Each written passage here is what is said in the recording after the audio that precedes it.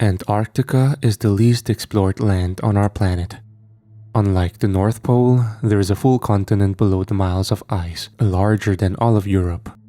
It was a place that had its own vast history, all covered now under kilometers of ice. All that area of unknown drew my interest even as a child, looking at maps my father showed me of Roald Amundsen and Robert Falcon Scott expeditions. Unlocking the secrets of evolved knowledge in the frozen pole drove my academic path. Degrees in geology, marine biology, and astrophysics ate up my youth as I pursued any opportunity to work in any field relating to the Antarctic and where research may be funded. But I was not an ivory tower acolyte. No, I took any chance to travel to the snowy terrain with relish, and I managed to rack up 4 research expeditions, including 2 of my own. I felt at ease there, like I belonged in the White Realm. I tell you all this, dear listener, so you understand some aspects of who I am, of why I did what I did, of why so many had to die. My skills as a research scientist in the Antarctic caught someone's attention, specifically someone from a company called Esquire. I received an unorthodox request to lead a research team into the eastern part of the continent near the Trans-Antarctic Mountains. Esquire had convinced the provost to allow me to go in exchange for a generous donation to the university. What made the expedition so strange was that it was already in progress. I was to replace the previous project leader who went missing. For those listening who do not know, expeditions take months of planning and preparation in supplies and logistics, and the loss of something like a project leader was unheard of to not cancel the whole thing. I was told by a Esquire representative they were excavating something, but could divulge no further details. That project was being forced to continue uninterrupted, which piqued my interest greatly. So I agreed with little knowledge of what I was agreeing to. The mystery was enough for me. I eventually arrived by ski plane to the site after several weather delays. The site was a frenzy of activity with digging equipment and workers in hard hats shuffling between prefab buildings and a massive opening in the nearby mountain. The snow had pattered the site before I landed, and the environment appeared to be rebelling at the unwelcome intrusion into its icy domain. A man in a thick coat greeted me. He was tall and broad and walked with a strength that betrayed the fact he was not from academia. "Dr. Evelyn Mercer, I'm Gregor, and I welcome you on behalf of Esquire." I shook his hand handshake intentionally light in touch, and he gestured for me to follow him towards an opening in the mountain. I followed him down the mouth of the entrance through the frozen rock, pushing past various workers engaging in their business in an almost drone-like fashion. I stopped for a moment to examine one of the gaunt faces passing by me. There was something lost in their eyes, their expression of having lost something, and yet not knowing how to do anything else. My attention was refocused on following Gregor as we walked through tunnels that wound through the mountain. "This looks like a construction site, not an archaeological dig," I called out to him. "This is certainly an interesting place, Dr. Mercer. All will become clear soon. We're almost to the dig site." Gregor responded without breaking pace. We walked for another few minutes until we finally reached another opening, and I admit, the breath left me. What I saw before me was a cavern over 100 meters across and even larger in height. The cavern's grandeur was awe-inspiring, its walls towering upward like frozen waterfalls, eternally frozen in cascading formations that glistened with a crystalline sheen. The very air in the cavern was heavy with an icy stillness, each breath crystallizing upon contact with the frigid atmosphere. It was as if the very essence of winter itself had been trapped within the confines of this immense natural cathedral, untouched by the outside world. At the heart of this glacial sanctum, a solitary obsidian pillar rose from the very bowels of the earth, a stark contrast to the ethereal, translucent beauty of its surroundings. The pillar's surface was as dark as the abyss, a void amidst the glittering ice, and it seemed to absorb all light and warmth, casting an eerie otherworldly aura across the vast chamber. Around this enigmatic black monolith, the ice formations seemed to bend and twist, caught in an eternal dance with the mysterious pillar, as if paying homage to its presence. Stalactites of ice hung from the cavern's ceiling like delicate chandeliers, their icy fingers pointing downward in reverence to the obsidian centerpiece. The cavern echoed with the sound of one's breath, a haunting, almost reverential silence that enveloped visitors, making them acutely aware of the profound solitude of this subterranean world. The walls bore scars of time, etchings and carvings created by nature's slow hand over millennia, each layer of ice and rock telling a silent story of the passage of time. As I stood there, taking in the breathtaking, frozen cathedral before me, I couldn't help but feel an overwhelming sense of unease. This place, hidden deep within the heart of Antarctica, held a presence that seemed to defy explanation. The juxtaposition of the black pillar against the radiant ice formations was both mesmerizing and disconcerting. Gregor, who had been leading me through this surreal environment, spoke in hushed tones. "Dr. Mercer, this is the reason we brought you here. The pillar. It's unlike anything we've ever encountered. It was discovered after unusual EM signals kept interfering with satellites passing over this location. Various teams were sent, and each met with various failures of everything from personnel to equipment malfunctions. Eventually, this cavern was discovered containing the source of the signal, and a formal expedition was sent." I walked over to the pillar and felt a faint hum, which seemed inexplicable to the cold and seemingly inert stone. As I placed my hand on it, I recoiled almost instantly. A feeling of nausea overwhelmed me as I lurched backward. Gregor rushed over and helped me falling. "Dr. Mercer, are you okay?" he exclaimed. I can't explain it fully, but I felt something when I touched the pillar. It was sounds, a cacophony of sounds. They were scrambled, like too many radio signals coming in at once, and yet all playing at the same time. I lost consciousness before I hit the ground. I awoke a short while later in a medical tent. Gregor was sitting near me and approached when he saw my eyes open. "Dr. Mercer, you're okay. You fainted after touching the pillar and were brought here to a medical site. Take a minute to adjust and tell me how you are feeling." "I feel fine actually," I said, blinking a few times. "I'm so sorry, Dr. Mercer. This has never happened before. Many people have made physical contact with the pillar, but no one has ever exhibited a reaction previously. I would have warned you if we thought such an occurrence was possible." I thought about telling him about what I felt when I touched the obelisk, but cautioned myself. "Gregor, not to be too blunt, but what is your interest here exactly?" "I'm sorry, Dr. Mercer. I don't know what you mean."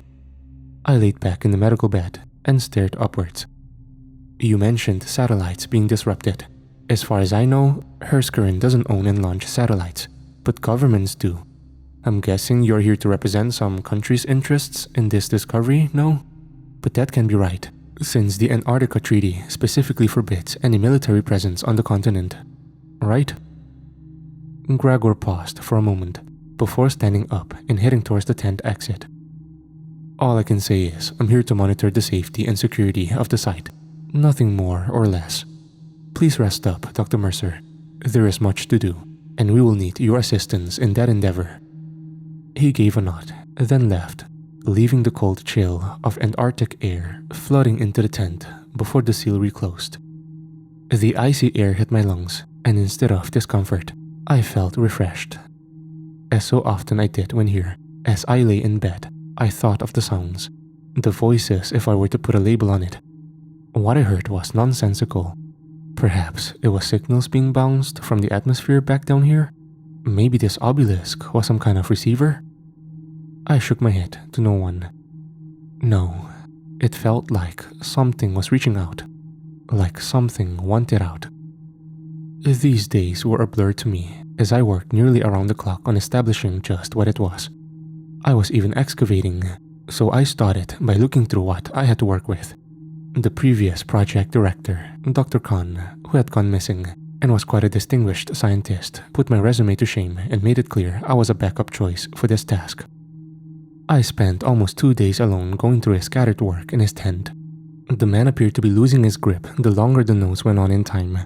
Initial scans, spectrometry analysis, All the things the Esquire reps already gave me slowly transitioned to handwritten notes and then literal fragments of paper around the work area.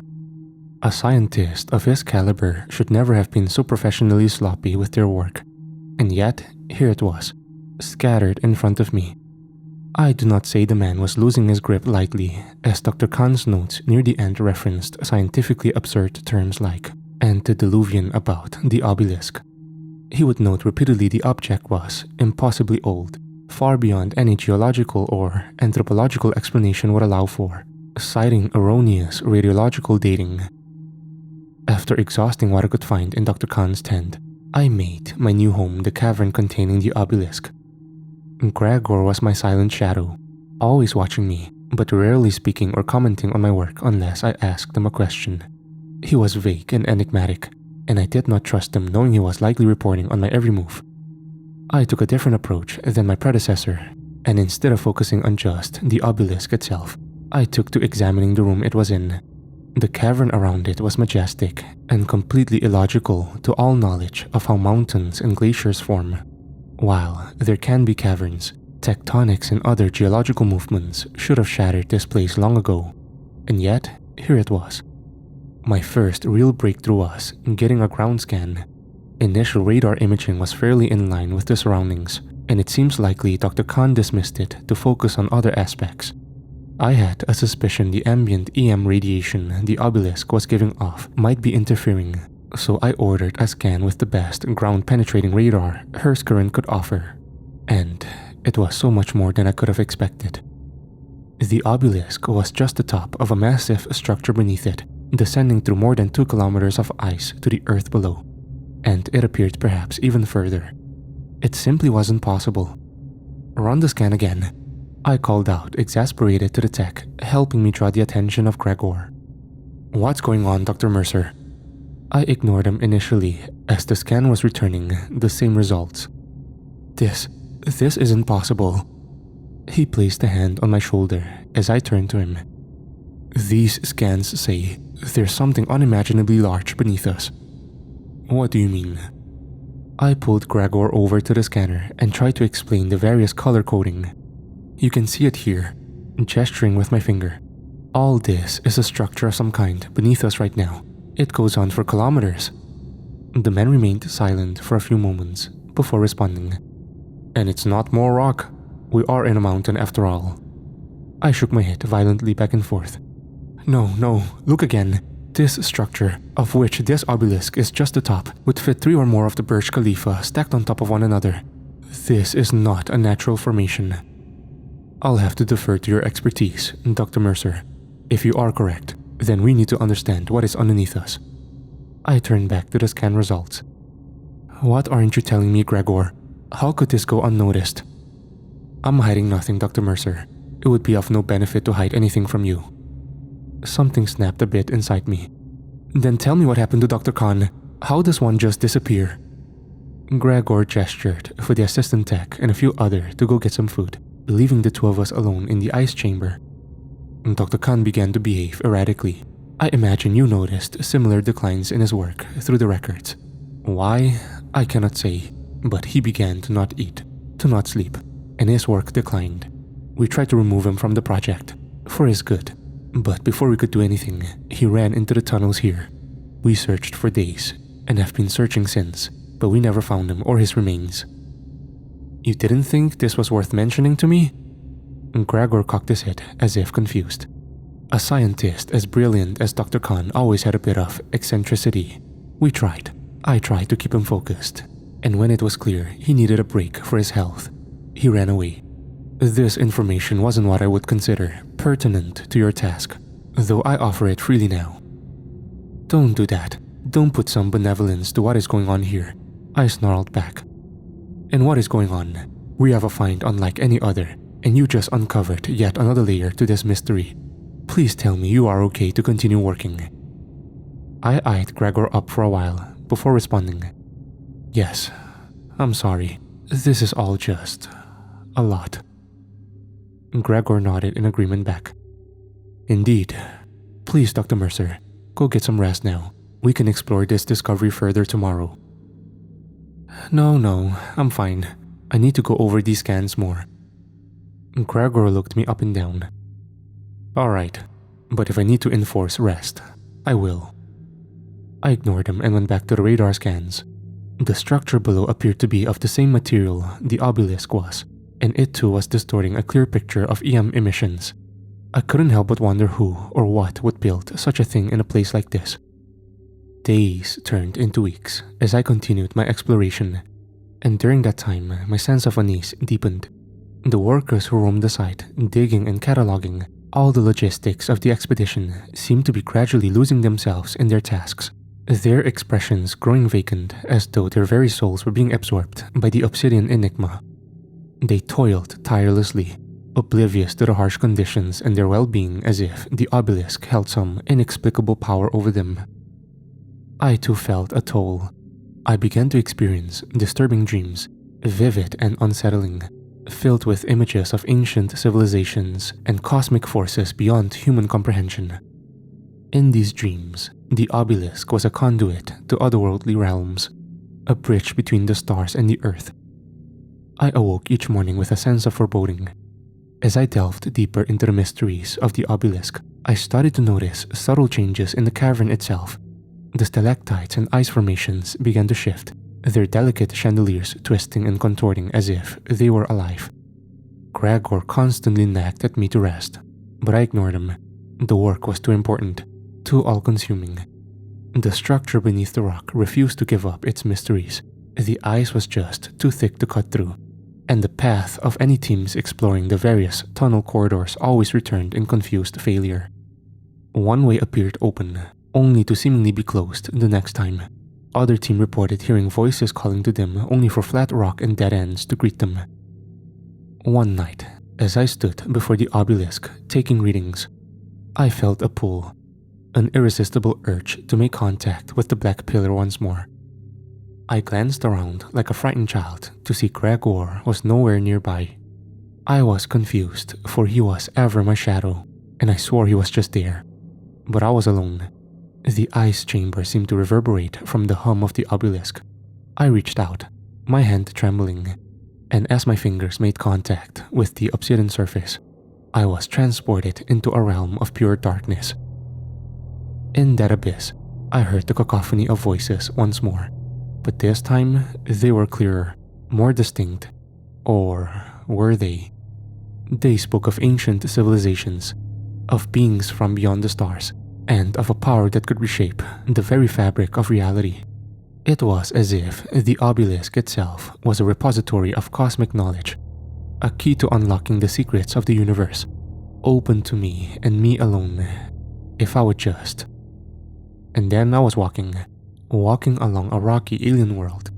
I know it was not Earth, as the sky was wrong, the stars were all foreign. I lurched as the ground was inverted above and below me. There was a non-Euclidean nature to topography that sent me spiraling forward towards a sickly star. Not dying, but infected. Sand. I was on a beach. The oceans crashed around me.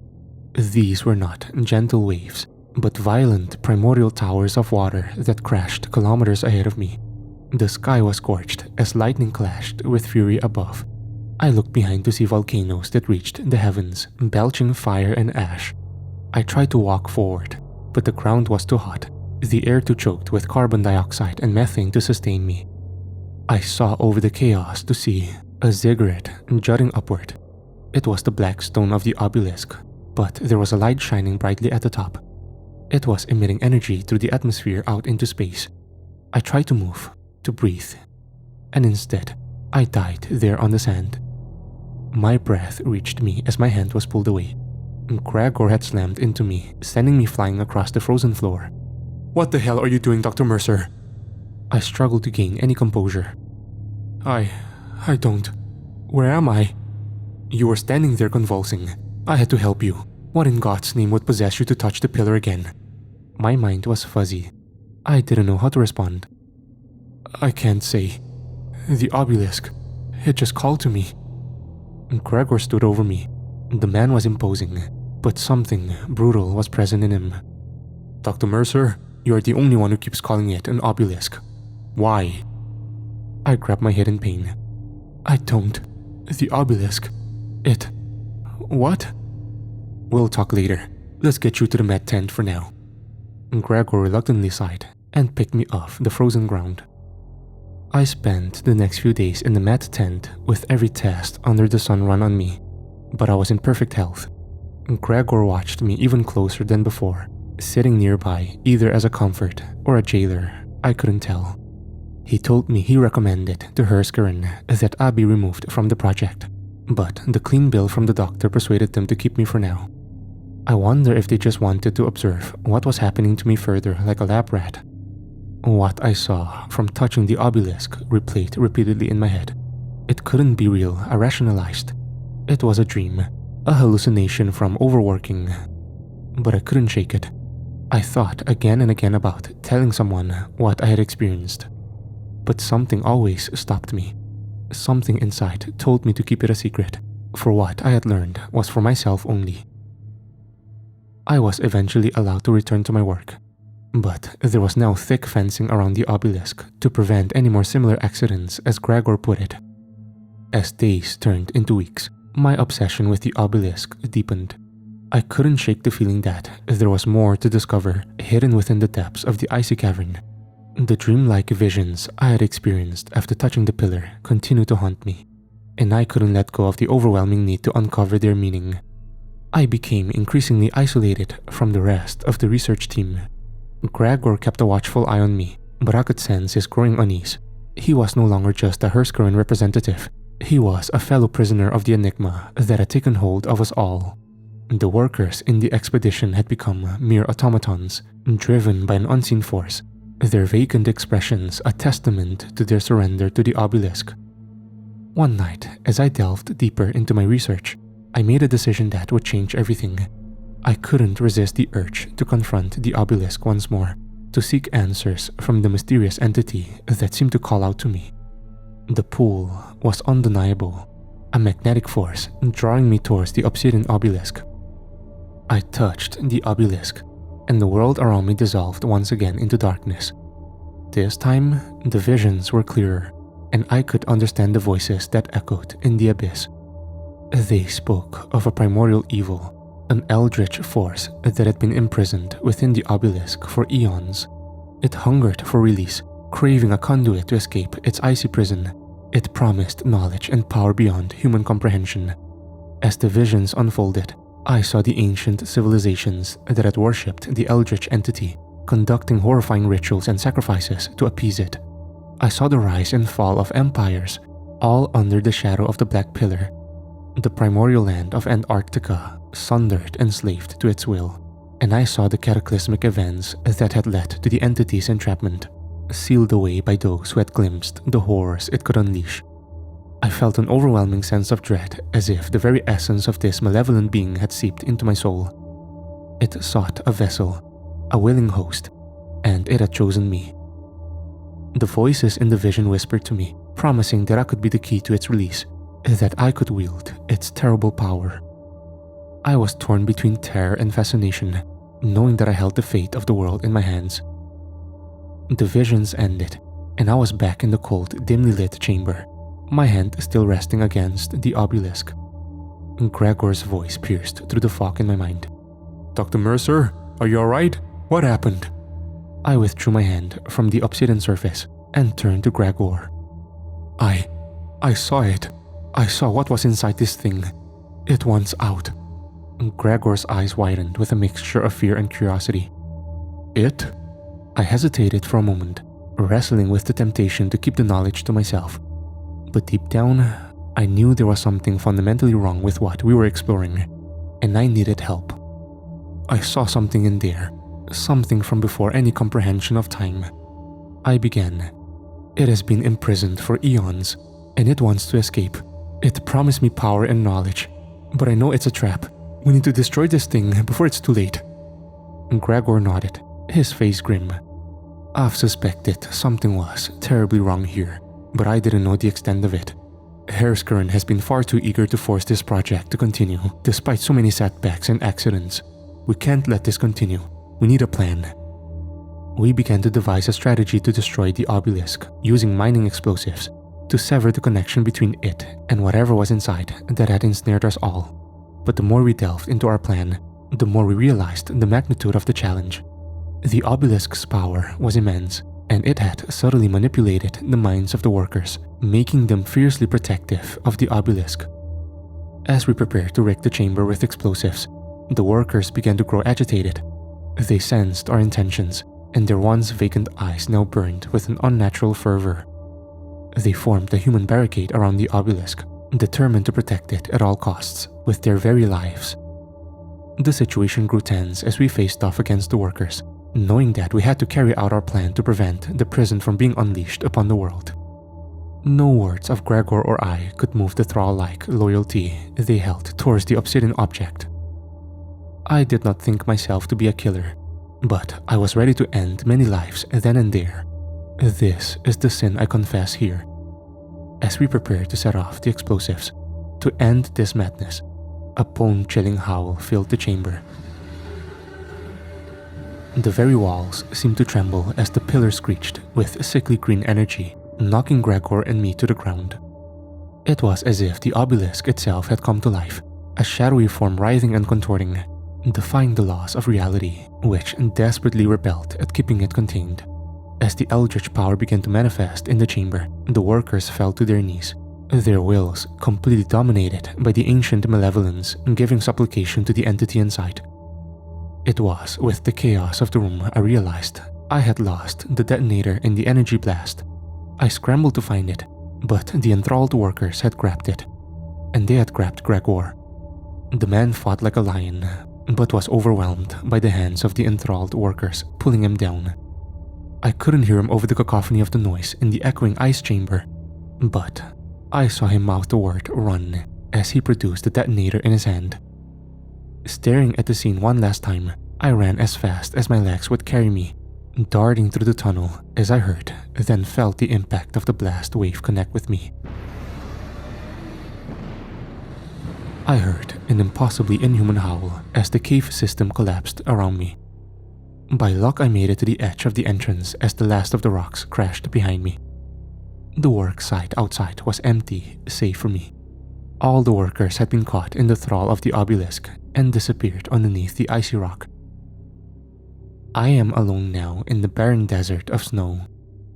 We had come so close to unleashing something ancient and malevolent, and my beloved Antarctica, once a land of mystery and discovery, had become a gateway to unimaginable horrors. This threat has not ended. It has only been buried. You will not hear of this on the news, for even if I am to survive, as there is little chance Esquire will not cover it all up. So, I leave this record for you, dear listener, an account of what must never be allowed to be rediscovered. This is the last bit of battery on my satellite cell, and I use it to ensure no one comes back here. As for me, the icy bastion of Antarctica has kept me for most of my life. One way or the other, I will be at its mercy, to either survive or become a permanent part of the frozen landscape.